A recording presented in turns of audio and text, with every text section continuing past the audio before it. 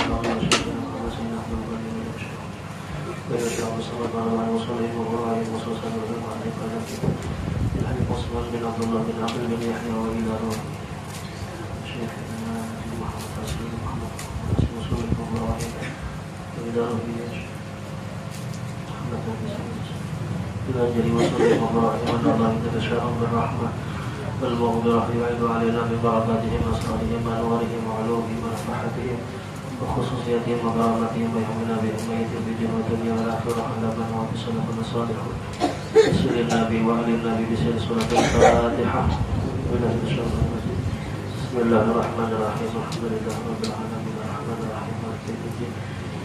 Iyyaka na'budu wa iyyaka nasta'in ihdinas siratal mustaqim siratal ladzina an'amta 'alaihim. Amin. Assalamualaikum warahmatullahi wabarakatuh. Bismillahirrahmanirrahim. Alhamdulillahirabbil alamin wassalatu wassalamu ala asyrafil anbiya'i wal mursalin Sayyidina wa maulana Muhammadin wa ala alihi wa sahbihi ajma'in. Subhanaka la ilma lana illa ma 'allamtana innaka antal alimul hakim. Wa la haula wa la quwwata illa billahil aliyyil azim. Rabbi shrah li sadri wa yassir li amri wahlul 'uqdatam min lisani yafqahu qawli warzuqni al-fahmal qawi wa saddid lisani wahdi qalbi bihaqqi sayyidina Muhammadin sallallahu alaihi wasallam. Qala al-mu'allif rahimahullahu ta'ala wa nafa'ana bihi wa bi jami' ulumihi fid dharain. Alhamdulillah, pertama-tama marilah kita bersyukur kepada Allah Subhanahu wa taala. Kembali pada kesempatan ini kita dikumpulkan Allah di tempat yang mulia ini dalam keadaan sehat walafiat. Salawat serta salam selalu tercurah kepada junjungan kita Nabi Muhammad beserta para sahabat dan para kerabat dan pengikut-pengikut beliau ila yaumil qiyamah. Kemudian yang berikutnya, sifat yang wajib bagi Allah yang ke-14 adalah qadiran. Sifat yang ke-14 daripada sifat Tuhan adalah qadiran. Al-qadiru sifatun sabitatun fi nafsiha qaimatun bidzati lazimatun lil qudrah.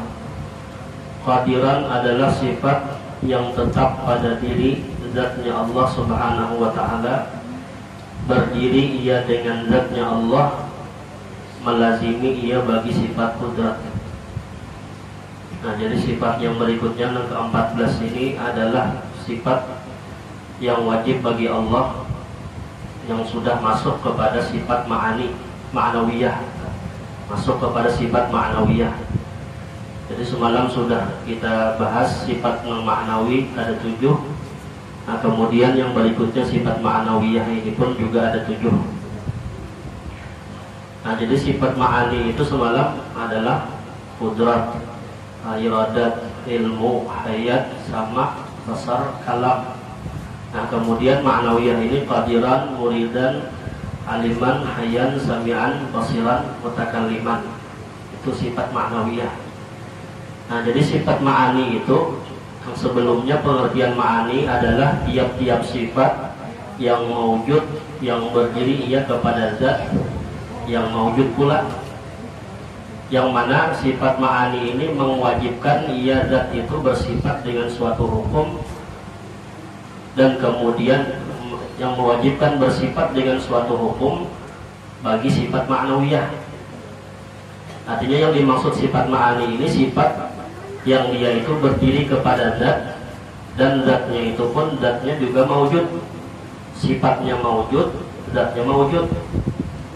Lalu dinamakan apabila zat tersebut berlazim-laziman dengan sifat ma'ani tadi, maka dinamakan sifat ma'nawiyah jadinya. Jadi apabila sifat ma'ani diletakkan kepada zat, maka jadilah dia menjadi sifat ma'nawiyah. Umpama sifat kudrat. Nah, kudrat itu sifat ma'ani, sifat yang wajib bagi Allah, yaitu kudrat. Allah wajib bersifat kuasa. Nah, apabila sifat kudrat tadi diletakkan kepada zatnya Allah yang maujud, nah maka orangnya adalah qadiran katanya. Disebutlah orangnya itu qadiran.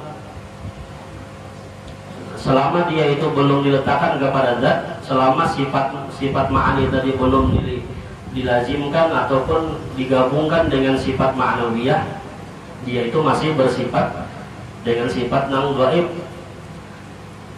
Kudrat itu kan gaib, kuasa masih gaib itu, kudrat itu masih gaib. Tapi kalau sudah zat sifat itu digabungkan, digandingkan dengan zat, lalu ngaran orangnya itu qadiran ngarannya. Apabila sudah qadiran, sudah nyata orangnya berkuasa, nah maka nampak orangnya. Nah, itu namanya sifat ma'nawiyah.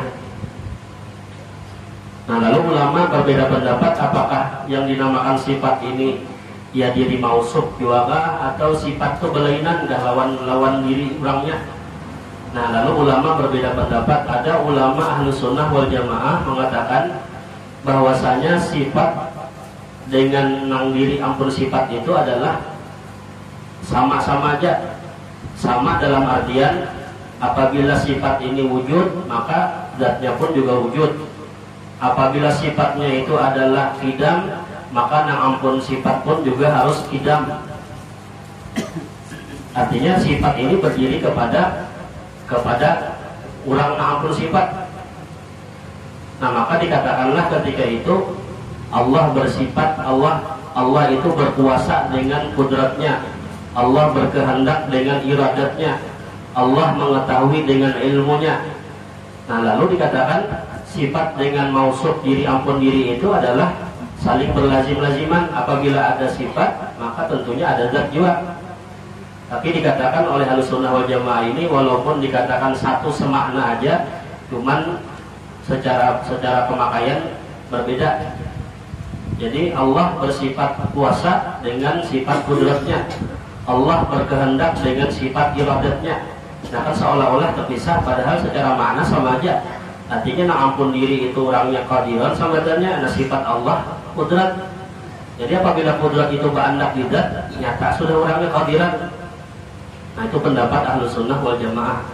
Nah, adapun pendapat ulama sufi lah, ulama ahli tasawuf, ulama ahli ma'rifat, bahwasanya sifat lawan diri sifat, mengampun diri itu sama aja. Jadi sifat dengan orangnya, ainul mausufnya sama aja. Jadi dikatakan itu orangnya sifat, Allah bersifat kudrat dengan Allah nang qadiran, sama aja juga. Dipadahkan Allah qadiran, ya kudrat juga sudah. Dipadahkan kudrat, ya qadiran orangnya. Nah, itu adalah menurut pendapat ahli ma'rifah, orang-orang yang sudah dibukakan Allah dinding-dinding menutupi hati mereka itu sehingga ma'rifat kepada Allah. Jadi mereka itu pada memandang berbeda lagi dengan sifat itu, ya ada terpisah lawan apa? Lawan zatnya. Kayak umpama gula adalah gula itu kan manis, ngarannya gula. Nah kemudian sifatnya gula tadi manis, jadi manis lawan gula itu pada benar berpisahnya. Namun kita misalnya merasakan manis, berarti kita memakan gula tuh waktu itu. Ketika dengan sifat lawan ampun sifat itu kada pernah berpisahnya, kada pernah berpisah. Nah jadi sifat yang ke-14 adalah qadiran, atau bahasa lainnya adalah nengaran sifat ma'ani lawan ma'nawiyah itu. Umpama sifat iradat, kalau iradat itu kehendak, kalau kehendak itu masih belum nyata karena dia berbentuk masih kehendak atau niat. Tapi kalau sudah orangnya itu menjadi muridan, orangnya adalah berkehendak, nah maka nyata sudah orangnya. Nah jadi kita pengamalan sifat Allah inilah, sifat yang wajib bagi Allah ini kita yakinkan dengan hati kita, dengan pikiran kita, dengan qalbun kita, bahwasanya sifat yang disebutkan tadi semuanya adalah sifat Allah Subhanahu wa Ta'ala. Jadi bukan ampun kita sifat tadi. Nah adapun dinisbahkan kepada kita itu hanya majaz saja. Majaz itu bahasa kita pinjaman saja. Allah menitipkan sifatnya kepada kita. Untuk apa? Untuk Allah menyatakan dirinya itu ada. Namun Allah kada ma'andak sifatnya wadah kita kada pinandul kan Tuhan. Kita hendak tahu umpama Allah itu bersifat melihat, namun kada Allah andak sifat basar tadi di wadah kita kada tahu nengaran sifat melihat itu yang mana orangnya, kada tahu. Makanya makhluk alam di dunia ini, kita termasuk manusia ini adalah rahasia Allah, supaya Allah itu hendak menyatakan dirinya, bahwasanya dirinya nyata ada. Dan di wadah kita ini lengkap keadaan af'alnya Allah ada di wadah kita, di Allah hendak. Sifat Allah ada di wadah kita, asma Allah ada di wadah kita, zatnya Allah pun nyata di wadah kita. Makanya man arafa nafsah faqad arafa rabbah, siapa kenal dirinya maka kenal lawan Tuhannya. Jadi kada usah berjauh-jauh kita mengenali Tuhan tuh kemana, mencari umpama supaya kenal lawan Tuhan. Nah, di wadah kita pun sudah ada wa fi anfusikum ya Tuhan apalah tubsirun. Nah di dalam diri kamu tuh ya Tuhan, kamu kada melihatkah? Nyata benar sudah. Jadi kita ini kenyataan Tuhan adalah mazhar, kenyataan daripada af'al Allah, kenyataan dari sifat Allah, kenyataan dari asma Allah, kenyataan daripada zatnya Allah.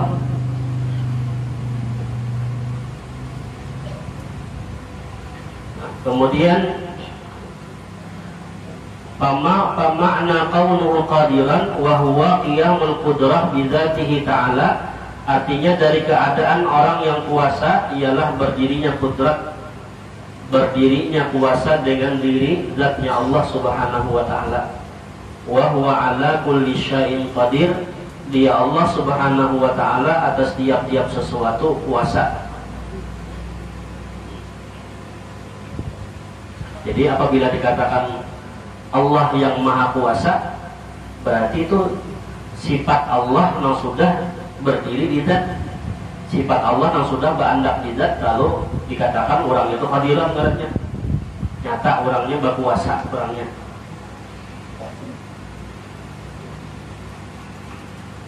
Dia Allah Subhanahu wa ta'ala atas tiap-tiap sesuatu kuasa, kuasa mengadakan dan kuasa juga meniadakan. Kemudian nomor 1, in qala Ibrahim rabbiyalladzi yuhyi wa yumiit qala ana uhyi wa umiit.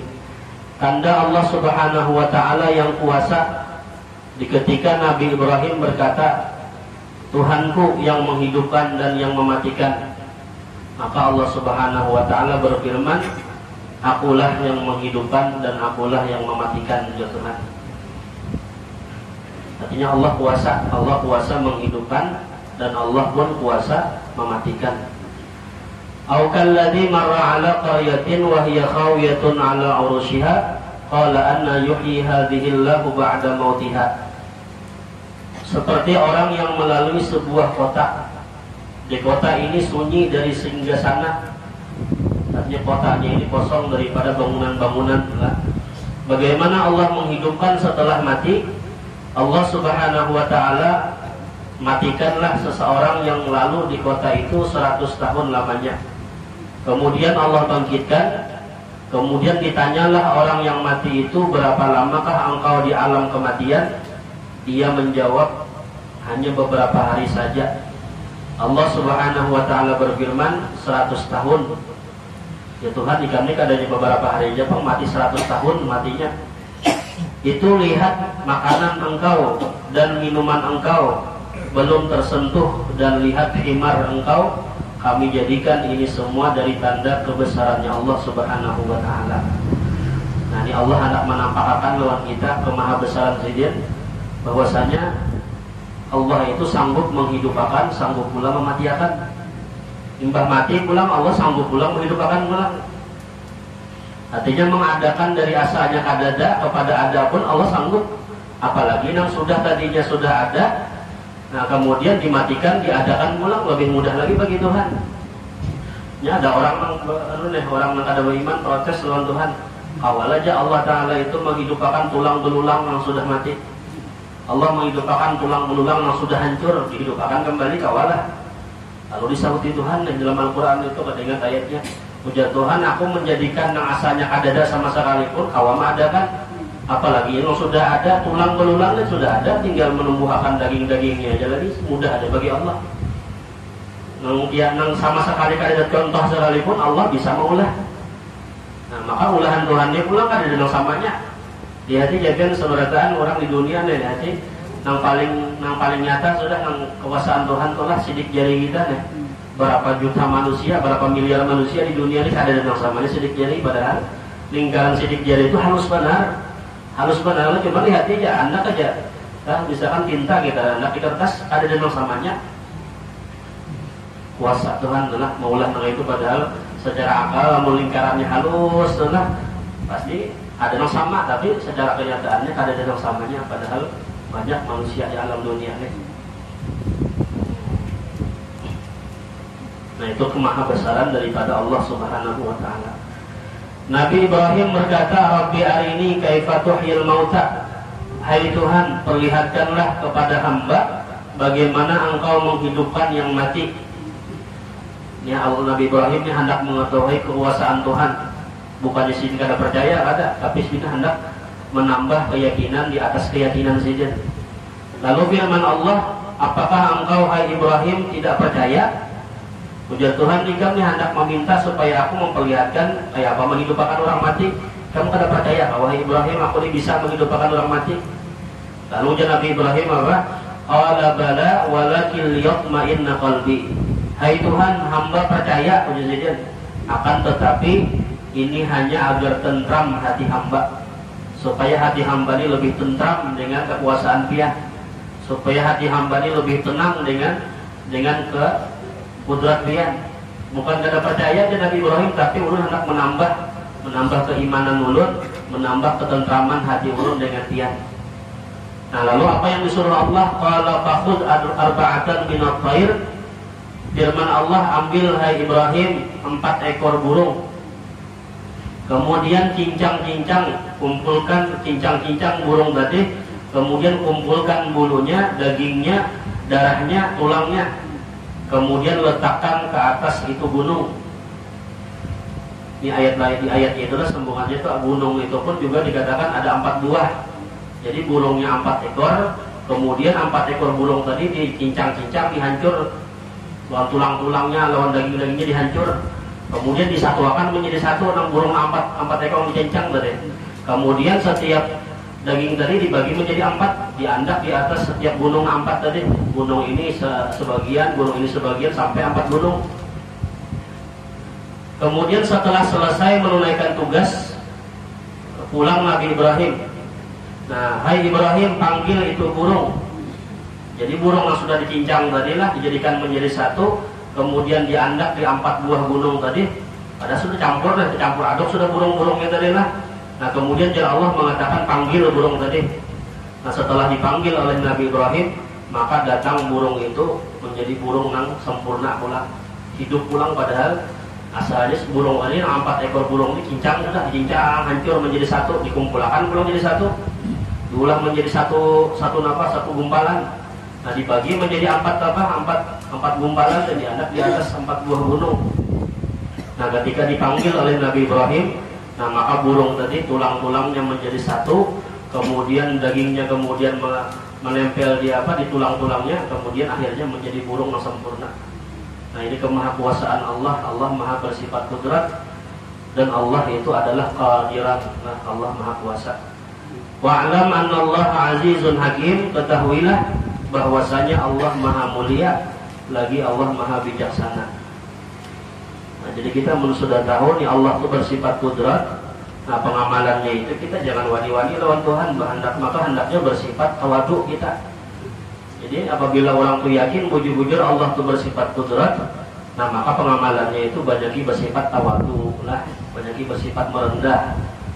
Jangan merasa tinggi hati di hadapan orang, karena Allah sanggup aja. Orang sugih disusahkan Tuhan, sanggup aja Tuhan. Atau orang yang susah disugihkan Tuhan, bakajut sanggup aja. Umpama orang susah keluar rumah tiba sepak intan umpama langsung bakajutan, sugih kan maha kuasa aja, Allah sanggup aja. Atau orang sugih umpama sugih benar, sekalinya timbul busang, harganya habis, perusahaan yang gimana umpama roboh, perusahaannya hancur, berataan tenggelam ke dalam bumi. Nah sanggup aja Tuhan merubah yang tadinya di atas ke bawah, yang di bawah ke atas, Allah sanggup aja. Nah babinian ya tujuan adalah babinian yang asalnya bisi wajah yang bungas, Allah hendak merubah yang muka kancang-kancang satu mata aja ibarat Allah balakan umpama penyakit cacar hancur muka yang lelah satu mata aja Tuhan hendak merubah. Atau mungkin awak pina lama umpama Allah hendak merusakkan, diuji Tuhan bayaran semingguan umpama calong mata ya Allah satu mata aja Tuhan hendak maulah kekurus awak. Nah kurus itu satu mata aja kayak apakah umpama Allah mengamalkan ya Allah timbul belamak awak. Nah jadi jangan kita tuh merasa lebih hebat, lebih besar daripada orang, karena Allah bersifat maha kuasa gitu. Nah alim mulang jangan sombong dengan ilmunya. Allah hendak merubah kita menjadi orang jahil, orang gila, sanggup aja. Di saat ini juga mama Allah jadi Tuhan, jadi kamu gila, udah Tuhan gila. Nang bodoh mulang asalnya kada tahu sama sekali, ya Tuhan kun aliman, jadi kamu jadi orang alim, sanggup aja Tuhan merubah. Tapi dengan secara syariatnya kita wajib berikhtiar lah. Walaupun kita yakin Allah itu maha kuasa, tapi dijalankan ikhtiarnya kayak apa supaya kita tuh jadi orang alim, jalankan jalannya belajar supaya jadi orang alim. Tapi sambil kita belajar, sambil yakin Allah tuh sanggup aja, maulah aku tadinya aku nih bodoh, Allah sanggup aja maulah aku nih jadi orang alim. Nah orang alim pulang sambil dia belajar pulang jangan sombong. Aja ilmu yang ada nih wadah aku nih kenyataan ilmu Tuhan. Allah meletakkan sifat ilmunya kepada aku sehingga aku dipanggil orang alim umpama. Jadi nang Allah orang memanggil itu bukan memanggil kita, sebenarnya memanggil ampun Tuhan juga. Jadi jangan merasa ampun kita ini seberatan titipan daripada Allah Subhanahu wa taala. Dan mengenai titipan itu pada suatu saat diambil oleh siapa? Oleh yang ampun titipan.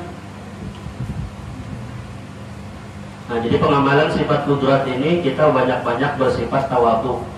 Ujar Nabi di hadis, man tawadhu'a lillah rafa'ahu Allah.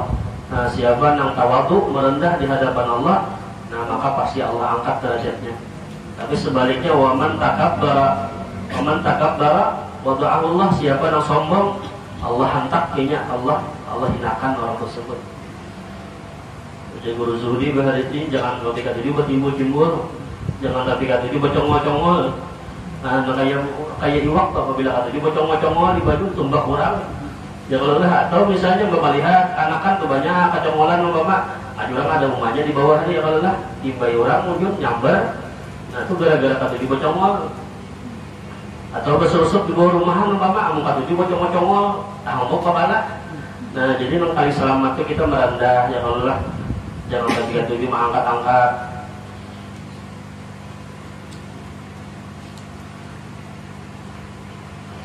Nah kemudian yang berikutnya sifat yang ke-15 adalah muridat. Sifat yang ke-15 adalah sifat bagi Tuhan muridan. Wahia sifatun qaimatun bidzatihi ta'ala. Muridan adalah sifat yang berdiri dengan diri zatnya Allah Subhanahu wa taala. Pada Zaidin khalaqallahu ta'ala fiha al-iradah lil fi'li. Diri Zaid Allah Subhanahu wa taala yang berkehendak membuatnya. Maka jadilah Zaid faqaulu Zaidin hadisan. Maka keadaan Zaid muhaddas, ada yang menjadikan, dan yang berkehendak menjadikan adalah Allah Subhanahu wa taala. Jadi contohnya diri kita di sini, diri kita ini adalah dikehendaki Allah ada, lalu kita ini jadi ada. Nah, jadi adanya kita ini karena Allah berkehendak menjadikan kita. Nah, karena kita ini diadakan berarti kita ini muhaddas sebenarnya. Nanti muhaddas itu ada awal, ada akhir, muhaddas sebenarnya. Muhaddas itu lawan daripada qadim. Nah,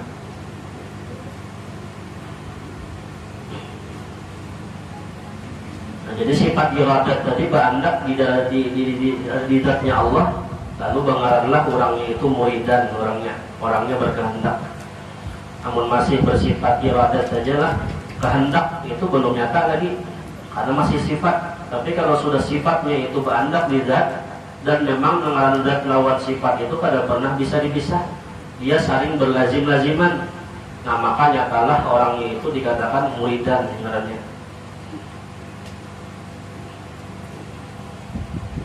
Diriwayatkan bahwa Nabi Isa terdengar oleh kaumnya dapat menghidupkan orang mati. Mereka datang kepada Nabi Isa alaihissalam. Mereka bertanya, apakah engkau dapat menghidupkan orang mati? Kata Nabi Isa, dengan kehendak dan izinnya Allah, insya Allah. Jadi ketika ditakoni orang, wahai Isa, ikam bisa menghidupkan orang mati? Bila terdengar kabar nih bisa menghidupkan orang mati.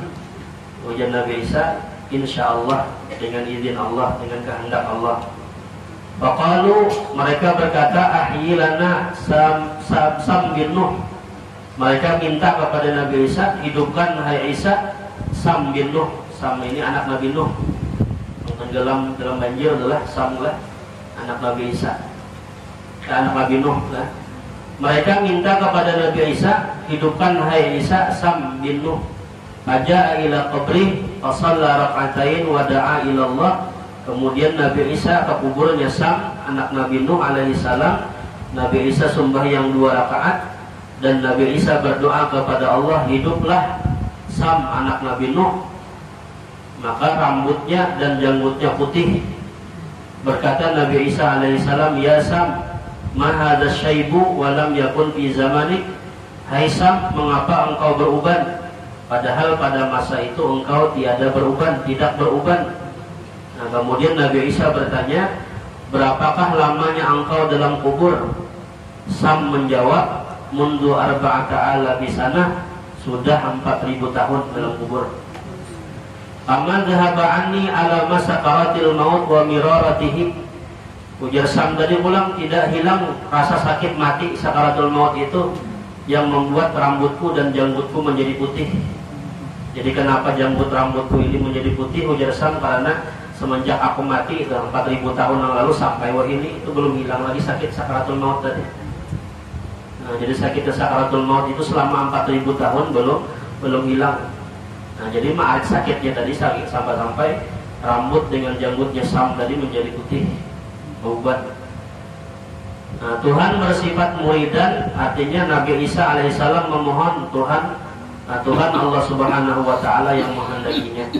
Jadi Nabi Isa itu sebagai perantara, sebagai kenyataan Allah yang bersifat berkehendak. Akhirnya Allah menghendakinya, maka terjadilah Nabi Isa dapat menghidupkan Sam, anak Nabi Nuh alaihissalam. Nah, jadi yang kita garis bawahi sini adalah masalah sakaratul maut itu luar biasa. Makanya Nabi mengatakan di hadis itu, inna hadzal maut la sakarat, dan Nabi bilang sesungguhnya orang mati itu sungguh berat, sungguh sakit, luar biasa. Bahkan Nabi kita Muhammad pun dalam riwayat dikatakan si jin itu merasakan sakit waktu mati. Jadi berteriak Nabi kita Muhammad, ya Jibril, wahai Jibril, Nah ketika itu Jibril itu pada pun turun menghadap Nabi Muhammad ketika hendak wafat. Dipanggil oleh Nabi kita Muhammad, ya Jibril, wahai Israel, inna hadzal maut la sakarat, sungguh mati ini berat ya Nabi, sungguh mati ini sakit luar biasa. Nah kemudian malaikat Israel berkata, ya Muhammad, sesungguhnya kematian di saat engkau kucabut ini adalah kematian yang paling lembut cabutannya selama semenjak aku mencabut ruh. Jadi mulai zaman Nabi Adam ujar Israel sampai zaman pian sampai pian ini, nah cabutan ruh yang paling lembut ini pian sudah paling nyaman. Nah sebelumnya itu kada pernah Allah mencabut ruh selembut pian ini, kada pernah. Nah yang dikatakan Israel lembut tadi sudah merasa Nabi Muhammad sakit benar, apalagi keadaan Israel yang mencabut ruh itu dengan keras luar biasa, kayak apa rasanya. Mudah-mudahan kita nyaman beradaanlah wafat dan sakaratul maut. Lalu ketika itu Nabi Muhammad mengatakan, ya Israel, apabila bujur engkau ucapkan seperti ini, nah artinya cabutan yang paling lembut itu ya cabutan rohku. Maka aja Nabi Muhammad tolong dia ketika mencabut roh umatku, lembutakan juga, nyamanyakan juga, jangan disakiti ujian Nabi Muhammad kan. Itu ucapan Nabi Muhammad ketika beliau sakaratul maut. Ada yang mengatakan sakaratul maut itu sakitnya itu seperti tebasan 1000 pedang. Ada yang mengatakan sakaratul maut itu seperti kambing yang hidup kemudian dikuyak kulitnya hidup-hidup, kemudian lukanya yang dikuyak tadi taburi pelang garam di atas luka tadi, itu sakitnya apa? Sakitnya mati. Ada lagi Nabi di hadis Nabi mengatakan sakitnya sakaratul maut itu seperti duri yang dimasukkan ke dalam mulut kita ini kemudian ditarik berhembus. Jadi ketika ditarik itu semua apapun yang dalam awak kita ini berikit menempel di apa tadi? Di duri tadi. Ketika dicabut duri tadi habis beradaan, tak keluar beradaan dengan tarikan duri yang menempel tadi.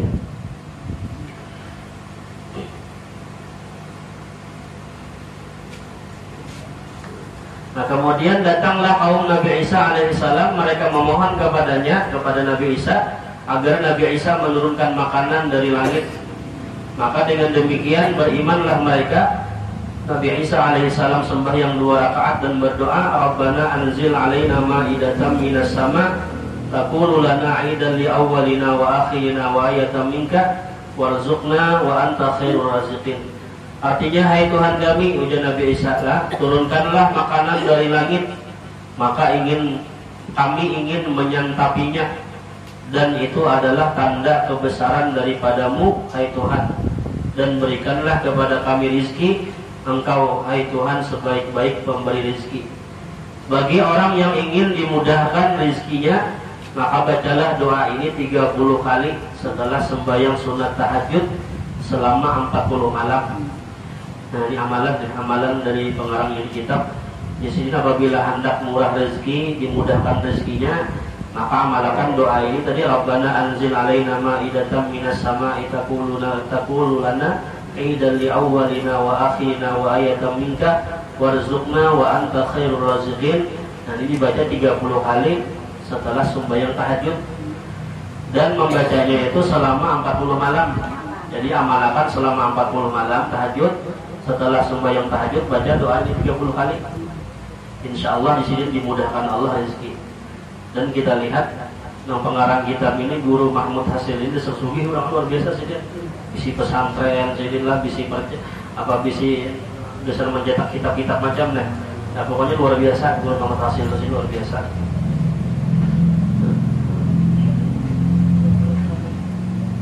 Jadi bisa mengamalkan ya Allah, mengamalkan, tapi mengamalkan tadi masuk yang tahajud membacanya.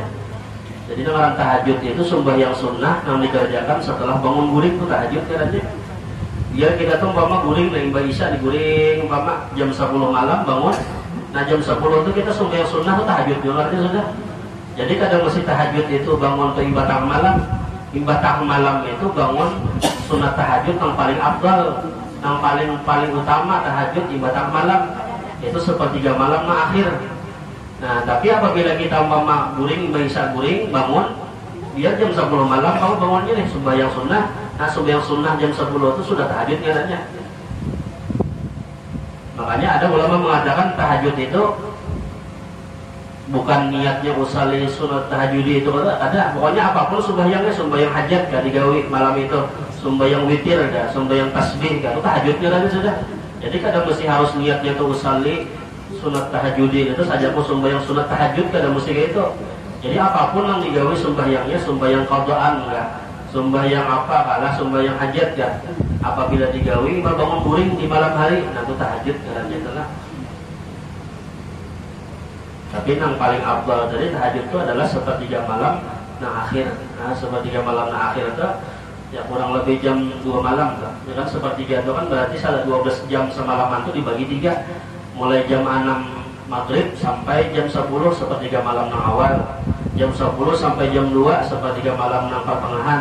Nah jam 2 sampai subuh itu sepertiga malam nang akhir.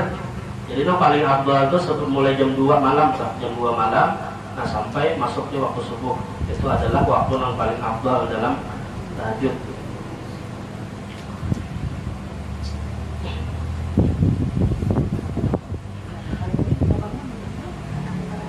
Nah, jadi sifat yang dua macam ini sifat qadiran dengan sifat muridan, ini sifat ma'nawiyah.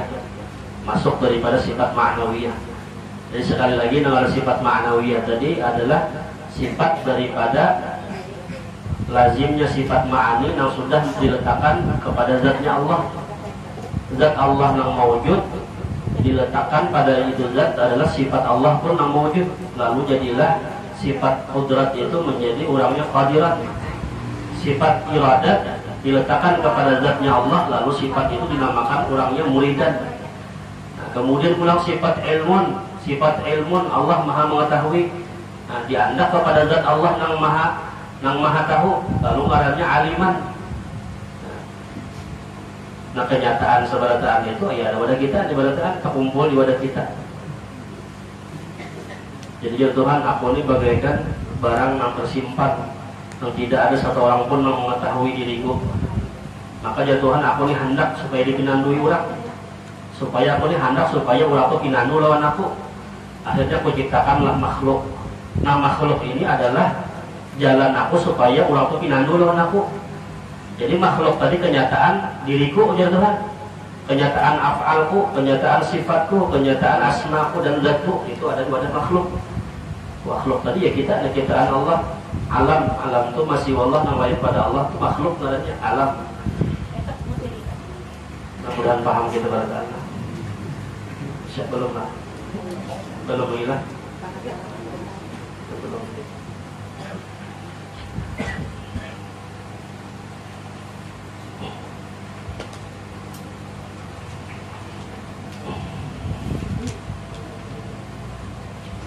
Nah, jadi ada pertanyaan nih lah, ada pertanyaan. Kenapa aja sifat Allah itu 20 aja? Ini sifat 20 nih, apakah Allah itu isi sifat kesempurnaan itu 20 aja aja? Ada pulang dalilnya pada aku nih, dalil dalam Al-Quran itu adalah di dalam Al-Quran dalam hadis tentang sifat 20. Ya kalau dalam Al-Quran dalam hadis memang gak ada sifat 20 itu dalilnya. Umpama Allah itu wajib bersifat 20 memang gak ada. Nah sifat 20 ini adalah ulama yang menyusun untuk memudahkan kita itu mengenai meminandui Tuhan. Dan memang 20 ini sudah kuncinya, sudah kunci daripada sifat kesempurnaan Tuhan. Nah adapun sifat kesempurnaan Tuhan itu pada terhitung banyaknya. Nah makanya ulama menghimpunkan, menyusun kata yang mewakili daripada sifat Tuhan berataan, yaitu muttasifun bikulli kamal munazzahun an kulli naqsin wa ma khatara bil bal. Allah itu bersifat dengan sifat kesempurnaan dan Allah maha suci daripada segala kekurangan dan yang terlintas dalam pikiran kita. Apapun sifat yang sempurna itu ampun Tuhan berataan. Allah maha elok, Tuhan ada buat dalam sifat 20. Kemudian pulang Allah maha sempurna, Allah maha adil, umpama ada juga ada buat juga dalam sifat 20. Tapi sifat 20 itu sudah mewakili daripada semua sifat-sifat kesempurnaan Tuhan. Jika seandainya itu umpama lah kita katakan Allah itu bersifat wujud, itu kan sudah nyata aja berarti sudah. Kenapa? Karena seberataan sifatnya itu bandaknya itu wujud sudah berataan. Makanya kayak Habib Basiri, Habib Basiri belajar lawan siapa Syekh Jamaluddin yang di Sungai Jingah itu belajar sifat wujud sabigi aja belajar. Nah akhirnya jadi wali. Kenapa? Karena beliau paham di sifat yang wujud sabigi itu sudah menunjukkan semua sifat Tuhan di situ sudah. Tapi belajarnya bujur-bujur bahasa kita, berpikir bujur-bujur paham sih dia. Dari sifat yang wujud sebegitu aja sudah apa? Yang angkat Tuhan jadi wali. Nah, jadi sifat Allah itu kada terbatas, sifat Allah itu kada terhitung. Semua sifat kesempurnaan itu adalah miliknya Allah, dan sesuatu yang tidak sempurna, sesuatu yang kekurangan, dan apapun yang terlintas di akal pikiran kita tentang Allah itu bukan Allah Subhanahu wa taala. Jadi mun Allah tuh masih kawa dibayang-bayangkan, masih Allah tuh kawa dihayal-hayalakan tuh lain Allah lagi. Kita mau menghayalkan Allah taala tuh umpama kayak ini itu lain Allah. Jadi Allah tuh pada kawa dihayal-hayalakan. Makanya ujar guru Bakhir, kurang ma'rifat kepada Allah itu orang yang semakin dia ma'rifat semakin bingung dengan zat Tuhan. Itu orang ma'rifat. Dan ulama-ulama itu mereka berdoa, Allahumma zidni tahayyuran bika, ya Allah tambahkanlah kebingunganku kepada dirimu. Kenapa? Karena sifat bingung dengan zat Tuhan itulah namanya ma'rifat. Orang bingung dengan zat Tuhan itu kada kawa dibayang-bayangkan. Zat Tuhan itu kenyataan adanya sudah, kada kawa dihayal-hayalkan kayak apa. Allah itu laisa kamitslihi syai'un, ada seumpamanya. Allah itu pulang mukhalafatuhu lil hawadis. Allah berbeda daripada segala yang baru. Namun masih kawa dibayang-bayangkan, dihayal-hayalakan, itu berarti ada kesamaannya masih. Jadi apabila sudah sampai kepada tingkatan bingung dengan zat Tuhan, itulah yang disebut ma'rifat kepada Allah Subhanahu wa taala. Jadi mun ditakoni orang nah kayak barang Allah, jawabannya Allah laisa kamitslihi syai'un. Allah wajib bersifat kesempurnaan dan Allah maha suci daripada sifat kekurangan. Tapi kesempurnaan menurut Allah lah, bukan kesempurnaan menurut kita. Namun kita menurut kita nih, nah sempurna bungas itu umpama hidung mancung. Tapi bukan maksud Allah hidung mancung itu katanya ada sempurna bagi Allah. Namun kita padakan Allah tuh hidung mancung berarti sama manusia katanya. Kemudian pulang bagi kita ngaran sifat elok itu adalah putih, pulang umpama bisi kulit putih. Nah jadi kesempurnaan menurut kita itu ada sama juga menurut Allah. Kita padahal Allah Ta'ala itu putih umpama. Nah itu salah juga.